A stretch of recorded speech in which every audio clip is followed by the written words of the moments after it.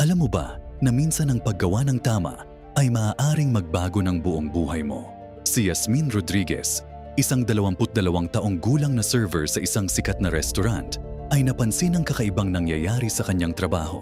Araw-araw, may mga customer na nagbibigay ng malaking sobre na puno ng pera sa mga manager, pero hindi naman sila nag-o-order ng pagkain. 5 hanggang 20,000 piso ang laman ng mga sobre na ito. Nalaman niya na ginagamit ang restaurant para sa money laundering ng isang cartel.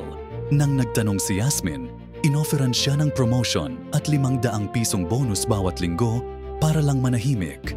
Bilang single mother, kailangan niya ng pera pero hindi siya sumuko sa kanyang prinsipyo. Nag-gather siya ng evidence at nag-report sa FBI. Natuklasan nila na 2 milyon na piso bawat buwan ang nilalaunder ng grupo. Kahit na-fire si Yasmin at na-blacklist sa ibang restaurant, nakakuha siya ng 1.5 milyon na reward money. Ngayon, trabaho niya sa DEA bilang financial crimes analyst. Ang paggawa ng tama ay hindi madali, pero sa huli, worth it ang lahat.